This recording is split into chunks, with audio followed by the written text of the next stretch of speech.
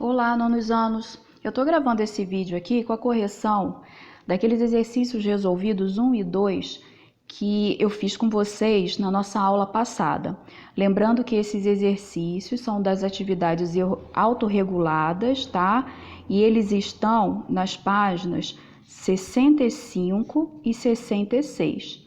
Então aqui está um pouquinho, né, apagadinha aqui essa impressão da folha, mas só vocês acompanharem aí na apostila de vocês que a gente começa no exercício 2 e no exercício 3.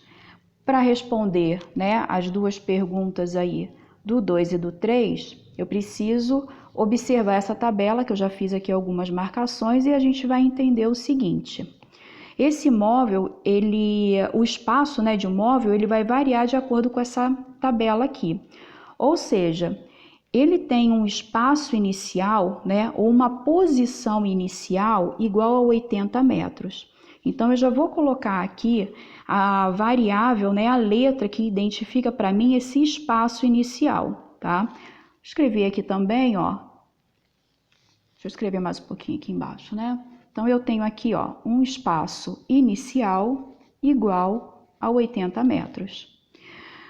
Quando eu tenho essa segunda linha aqui identificando o tempo, significa o seguinte nesse movimento. E a gente observa que esse tempo vai de 2 em 2 segundos.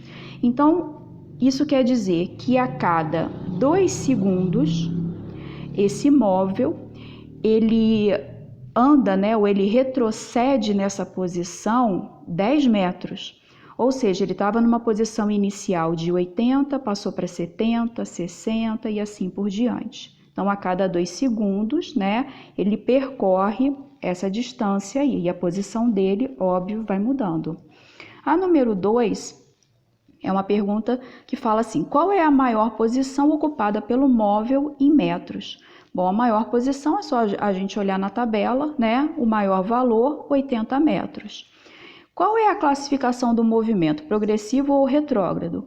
Bom, se a posição ela vai diminuindo no decorrer do tempo, a gente tem que esse é um movimento retrógrado. Então, ó, respondendo aí a número 2, 80 metros é a maior posição e esse movimento é retrógrado. A questão número 3, ela pergunta assim: em que momento esse móvel passará pela origem? Em que momento a gente tem aqui o tempo, né? Então, eu preciso aqui encontrar esse tempo. Quando a gente fala passar pela origem, significa a posição 0. Vamos voltar lá na tabela. Esse móvel está caminhando, né? E a cada 2 segundos ele retrocede 10 metros. Quando ele continua a caminhar aqui, ele vai chegar em algum momento, né? Lá na posição 0 metros, ou seja, ele está passando aqui, ó, pela origem, certo? Dessa trajetória, num determinado tempo que a gente justamente vai calcular nessa questão número 3. A gente fala nesse movimento retrógrado aqui que essa origem, né, o 0 metros, vai ser a nossa posição final. Bom, eu tinha minha posição inicial lá no 80 metros, então a minha posição final é aqui no 0 metros. Então, eu já tenho aqui as informações que eu preciso, né, para poder começar a calcular, a substituir lá na função horária do movimento e encontrar o tempo que está sendo pedido. Então, ó, lembrando, função horária do movimento vai ser a posição final igual posição inicial mais a velocidade vezes o tempo. Quando a gente começa a substituir os valores, eu tenho que a posição final é igual a 0, né? Já tinha identificado aqui em cima. Posição inicial é igual a 80, mais a velocidade vezes o tempo. Bom, o tempo aqui eu vou encontrar nessa fórmula. A velocidade, em algum momento aqui no exercício, ele passou para a gente essa velocidade? Não, não está sendo dita. Mas vamos lembrar o seguinte, a velocidade, e aí eu vou fazer aqui, ó, nesse cantinho aqui dessa folha, a velocidade é a variação do espaço dividido pelo tempo, né? É a posição, é o deslocamento, são essas variações dividido pela variação do tempo. Vamos olhar de novo para a tabela. A cada 2 segundos, esse móvel retrocedeu 10 metros.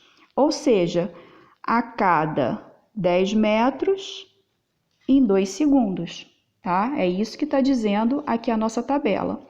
Repara que eu coloquei aqui um sinal negativo, né, nessa variação aí do espaço, dessa posição, porque ele está retrocedendo.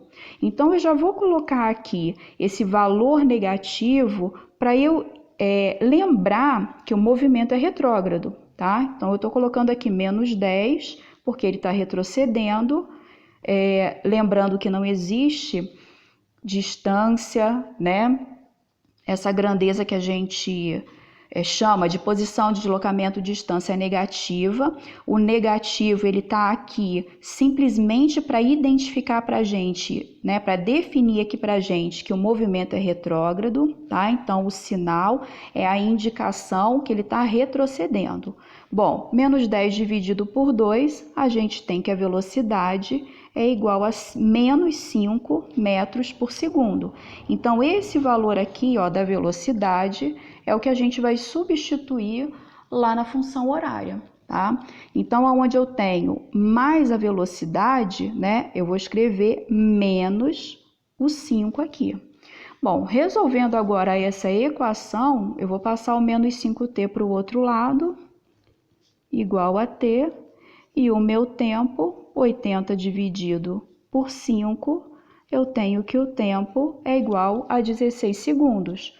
Voltando lá na questão, né, 16 segundos é a letra C.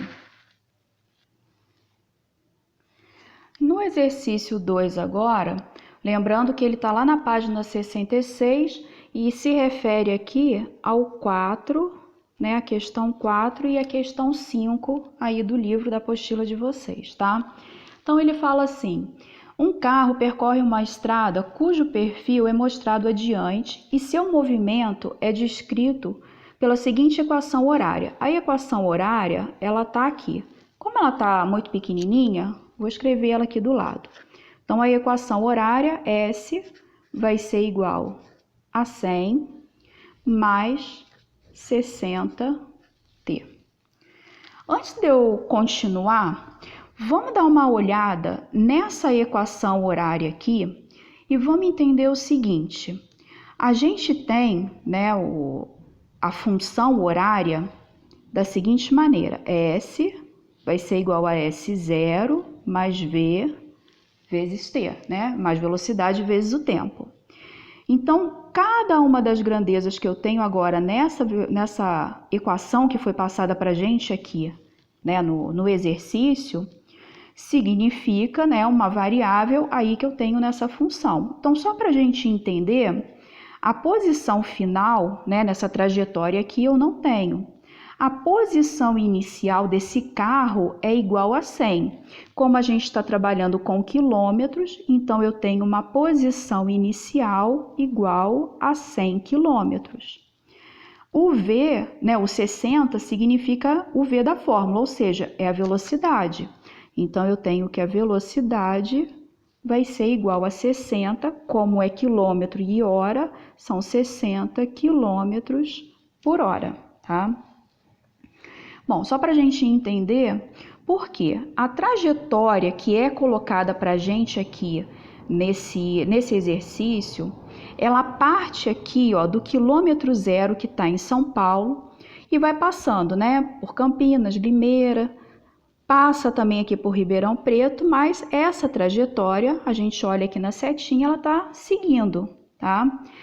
Em cada ponto aqui que eu tenho nessa trajetória, passando por essas cidades aí, né, começando no quilômetro zero, eu vou perceber, ó, que o próximo é o quilômetro 100, depois eu tenho o quilômetro 160, 220, 280, até o quilômetro 340. Então, eu tenho uma trajetória, né, onde essas posições aí, elas estão marcadas, tá?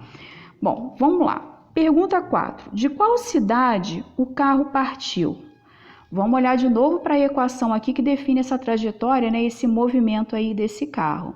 Se a posição inicial desse carro é igual a 100 km, e quando a gente olha essa trajetória, da onde esse carro partiu, se a posição inicial dele é igual a 100 km? Bom, eu estou olhando aqui, né, no quilômetro zero, eu estou em São Paulo. Eu andei 100 quilômetros, eu estou em Campinas. Ou seja, esse carro, ele partiu de Campinas, porque Campinas vai ser a posição inicial desse carro aí da questão. Então, a número 4, Campinas. Questão número 3. Em quantas horas após a partida o carro chegará à cidade de Ribeirão Preto? Bom, quantas horas? Eu vou calcular o tempo. E ele quer que chegue, né, à cidade de Ribeirão Preto. Bom, ele partiu de Campinas, então a gente tem a posição inicial aqui em Campinas, né, no quilômetro 100, e ele quer que chegue lá em Ribeirão Preto, ou seja, esse carro aqui, né, ó, ele vai caminhar por essa trajetória e vai chegar aqui em Ribeirão Preto, ou seja, a posição final dele é em Ribeirão Preto. Então, vamos acrescentar aqui nessas grandezas, posição final, que é Ribeirão Preto, 340 quilômetros. Voltando na nossa equação horária, né, na nossa função horária, eu vou substituir agora o valor que estava faltando, porque eu não tinha a posição final, porque como é uma trajetória, ele não tinha definido para mim, né, o carro poderia ter parado em qualquer uma das cidades, mas eu quero que a minha posição final agora seja Ribeirão Preto. Então, ó, lá na equação, vou substituir a posição final por 340 e vou repetir o restante dessa equação. Como a gente quer calcular o tempo, né? Então, na equação, eu vou achar a variável t. Passando 100 para o outro lado, né? 340 menos 100, eu tenho 240, que é igual a 60t. O valor do tempo é 240 dividido por 60, e eu tenho que o tempo, né, que esse carro vai levar para chegar até Ribeirão Preto vai ser igual a 4 horas. Respondido aí, né, esse exercício resolvido número 2. Espero que vocês tenham entendido e até a nossa próxima aula.